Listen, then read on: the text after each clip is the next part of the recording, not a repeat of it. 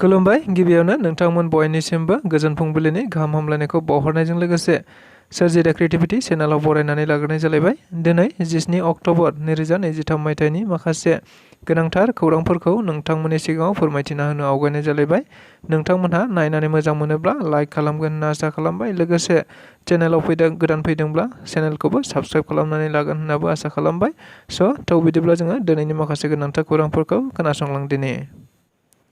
बड'लेण्ड जनजाति सुरक्षा मन्चनि मोनसे खौरांगिरि मेल बियाब दाफामनायखौ लानानै बिथांमोनहा गोजौ बिजिरसालियाव गसर थिसननाय जाबाय। बाथ्राखौ बुंथिनानै होदों बड'लेण्ड जनजाति सुरक्षा मन्चनि दैदेनगिरि दावराव देख्रेब नार्जारि बिथाङा। थारैनो जों खौरांगिरि बिजोंनि गेजेरजों मिथिनो मोनबोबाय थानाय जादोंमोन दि थांनाय बावैसो सान सिगां बिधान सभा आरो लक सभा बियाबखौ लानानै आसामाव मोनसे बियाब दाफामनायनि हाबाया जोबनानै थांबाय, जेराव फाइनाल ड्राफ्टखौबो भारतनि बिसायख'थि आय'गआ फोसावनानै होनाय जाबाय। नाथाय बे बिधान सभा आरो लक सभा बियाबखौ लानानै दाफामनायखौ बर'नि गुबुन गुबुन दोलो आफादफोरजों लोगोसे बायदि सुबुंफोरा गोजोननाय मोनैखौ मिथिनो मोननाय जादोंमोन। बेखौ लानानैनो भारतनि बिसायख'थि आय'गनिसिम गोबांथार हेंथा होनाय देखायदोंमोनब्लाबो नाथाय भारतनि बिसायख'थि आय'गआ रावनिबो हेंथाफोरखौ गनायनानै लायाखै एबा नेवसिनानै थारैनो बिधान सभा आरो लक सभा बियाबफोरखौ दाफामनायखौ नुनो मोननाय जादों। नंगौ, बेखौ लानानैनो मैया बड'लेण्ड जनजाति सुरक्षा मन्चनि मोनसे खौरांगिरि मेलनि गेजेरजों बिथांमोनहा फोरमायथिनानै होनाय बायदिब्ला बियाब दाफामनायखौ लानानै बिथांमोनहा गोजौ बिजिरसालिनि खाथियाव मोनसे केस थिसननाय जाबाय होननानैबो खौरांगिरिफोरनि गेजेराव रोखायै बुंथिनानै होदों। लोगोसे थारैनो बे केसआव बिथांमोनहा गावसोर देरहानानै मोजां फिथाइ थायगोनखौ आसा खालामनाय जादों होननाबो बुंथिनानै होदों। चिरां जिल्लानि सिङाव थानाय भटापाथि इन्टारनेसनेलनि बानजायनायाव चिरांनि सन्देरारि बाजाराव मोनसे साखाथियाव थानाय गासै जिल्लानि बिपिआइ हान्जानि मावफारियाफोरजों लोगो हमलायनानै सावरायलायनाय मोनसे हाबाफारि लानायखौ नुनो मोननाय जादों। मख'जाथावदि बे हाबाफारियाव बाहागो लानानै भटार पार्टी इन्टारनेसनेलनि सासे दैदेनगिरि बिथाङा खौरांगिरिफोरनि सिगाङाव फोरमायनाय बायदिब्ला दायो 2003 मायथाइयाव बिपिएफआ सुक्ति खालामनानै सरकार सामलायबाय, नाथाय बेजोंबो जेबो जायाखिसै। लोगोसे आथिखालाव इउपिपिएलआबो 2020 मायथाइयाव गोदानै मोनसे सुक्ति खालामनानै सरकार सालायबाय, नाथाय बिथांमोनहाबो रायजो राजाफोरनि थाखाय जेबो मावनो हायाखिसै। लोगोसे मोनसे बाथ्रा फाव बायदि मैगं जागोनखौ बिलाइ गांथामावनो मिन्थियो होननाय बायदिनो दायो इउपिपिएल दोलोआ रायजोनि थाखाय खामानि मावगोन ना मावा बेखौ थारैनो मिन्थिखानाय जाबाय होननानै खौरांगिरिफोरनि गेजेरजों रोखायै बुंथिनानै होबावनायखौ नुनो मोननाय जादों।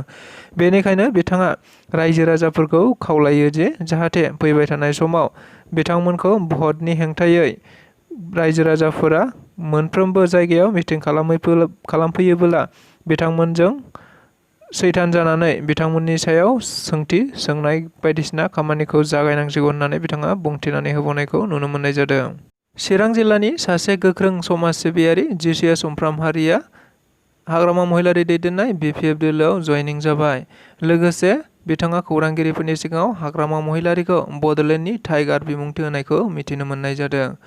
नंगौ, जों बयबो खौरां बिजोंफोरनि गेजेरजों मिथिनो मोनबाय थानाय जादोंमोन दि थांनाय समफोराव बिथाङा समाज सिबियारि महरै गुबुन गुबुन जायगाफोराव रायजो राजाफोरनि थाखाय बायदि समाजारि जेंनाफोरखौ लानानै हाबा मावबाय थानायखौ नुनो मोननाय जादों। लोगोसे गोरिब गुन्द्राफोरनो गोबांथार अनसुंथाइ होनायखौबो मिथिनो मोनबाय थानाय जादोंमोन। नाथाय बिथाङा हरखाबै मैया हाग्रामा महिलारि दैदेननाय बिपिएफ राजखान्थि दोलोआव जयनिं जाबाय होननानै गावनो खौरां बिजोंनि गेजेरजों रोखायै बुंथिनानै होनायखौ नुनो मोननाय जादों। लोगोसे बिथाङा खौरांगिरिफोरनि सिगाङाव गाव हाग्रामा महिलारि बिथांनि बिपिएफ दोलोआव जयनिं जानायनि जाहोनफोरखौ बुंथिनानै होनाय बायदिब्ला आथिखाल इउपिपिएल दैदेननाय सरकारा रायजो राजाफोरखौ गावसिनि न'खराव अनसुंथाइ बिनो थाङोब्लाबो सैमा बायदि बाहायहरो। लोगोसे इउपिपिएल दैदेननाय सरकारा आथिखालाव रायजो राजाफोरनि थाखाय मोनबो खामानि मावनानै होनो हायाखै, अदेबानि बिथांमोनहा रायजो राजाफोरखौ जेबो खामानि मावहोनो हायाखै। लोगोसे हाग्रामा महिलारि दैदेननाय एबा हाग्रामा महिलारिनि खामानि मावलांनाय स्कुलाव फरायनाय लोगोसे लामा दालांफोरजोंनो आथिखाल इउपिपिएल दोलोनि रायजो राजाफोरा थाबायगासिनो दं होननानै बुंथिनानै होबावदों।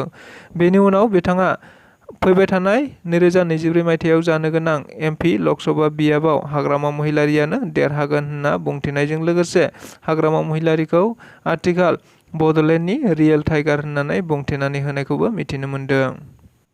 बिजनी फरायसालिमा फरायसा खौसेथि आफादनि बिसायख'थियाव एबसु, आसु आरो आमसुजों मदद होजानाय गासै सा 11नि गेजेराव सा 10 फरायसुला फरायसुलि बिजाथिफोरानो सायख'जानो हायो होनना मिथिनो मोननाय जादों। मख'जाथावदि आथिखालाव गुबुन गुबुन फरायसालिमा फरायसालिफोराव फरायसा खौसेथि आफादनि बिसायख'थिया जाबाय थानायखौ मिथिनो मोननाय जादों। बेबायदिनो मैयाबो आरोबाव बिजनी फरायसालिमा फरायसा खौसेथि आफादनि बिसायख'थिया जानानै थांदोंमोन, जेराव मैयानो मोनाबिलि समाव बिसायख'थिनि फिथाइखौ फोसावनाय जाबाय होनना मिथिनो मोननाय जादों। फारसेथिं मिथिनो मोनबावनाय बायदिब्ला आथिखालाव गुबुन गुबुन दोलो आफाद, राजखान्थि नङै राजखान्थि आफादफोरा हानजा लानानै हानजा मदद होबोनाय बायदिनो गुबुन गुबुन बिथिङावबो मैया दुलाराय बर' फरायसा आफाद, आसु आरो आमसुजों जथायै मदद होजानाय बिजाथि समेश बसुमतारिया गाहाय नेहाथारि महरै सायख'जाबाय होनना मिथिनो मोननाय जादों। लोगोसे मोनसे गोजोनथाव बाथ्राया बे मोनथाम आफादजों मदद होजानाय गासै बिजाथिफोरनि गेजेराव बांसिनानो एबा मोन 11था भटनि गेजेराव गासै मोन 10आनो बिथांमोनजों मदद होजानाय बिजाथिफोरा देरहाजोबदों होनना मिथिनो मोननाय जादों। लोगोसे बे हाबाफारियावनो मैया बाहागो लानानै आसुनि दैदेनगिरि बिथाङा खौरांगिरिफोरनि सिगाङाव बुंथिनाय बायदिब्ला गासै फरायसुला फरायसुलिफोरनि मोजां हाबा मावलांनो हानायनि थाखायनो बिथांमोनखौ मदद होनाय जादों होननानै खौरांगिरिफोरनि गेजेराव बुंथिनानै होबावदों। बाक्सा जिल्लानि सिमला पुलिसनि सिग्रोमनायाव माखासे जुवारिफोरखौ पुलिसआ नायबिजिरनानै हमनो मोननाय जादों होनना मिथिनो मोननाय जादों। थारैनो जों बयबो मिथिगौ आथिखालाव फुजा मेलाया खाथि सफैनाय लोगो लोगो गोबां जुवारिफोराबो गावबागाव जुवा होनो थांखिजोंनो दाब दाब जायगायाव बेबायदिनो जुवानि पारमिसन एबा मोनाब्लाबो बिथांमोनहा स्रोदै होखोमाबाय थानायखौ मिथिनो मोनबाय थानाय जादों। लोगोसे बेबायदिनो सरकारनिफ्राय मोनफ्रोमबो मेला फुजाफोराव जुवा एबा फेग्रा मुवा बाहायनो मोननाय नङा होननानै गोख्रों खौरां बिजोंफोरनि गेजेरजों फोसावबाय थानायखौबो मिथिनो मोनबाय थानाय जादों। नाथायबा बेबायदि समावनो मैयाबो आरोबाव स्रोदै मोनसे जुवानि हेंथायै नायबिजिरनाय समाव बाक्सा जिल्लानि सिङाव थानाय सिमला पुलिसआ गोख्रों नायबिजिरनानै 7 दायनिगिरि एबा जुवारिफोरखौ हमनो हायो होनना मिथिनो मोननाय जादों। मख'जाथावदि हमनाय जुवारिफोरखौ गुबैयै रफिकुल आली, भुटान्त महिधारानि पंकज मेधि, खुरबाहागिनि बिजु तालुकदार, बिष्णुराम दास आरो रिंकु बर' होननानै मिथिनो मोननाय जादों। लोगोसे बिथांमोननिफ्राय गासै 67 रांजों लोगोसे गोबां मुवा बेसाद मोननाय जाबावदों होनना खौरां बिजोंनि गेजेरजों मिथिनो मोननाय जादों। उदालगुरि जिल्लानि सिङाव थानाय बारांगाजुलि डिमाकुसियाव इउपिपिएल राजखान्थि दोलोनि मोनसे सिडब्लिउसि मिटिं लानायखौ नुनो मोननाय जादों।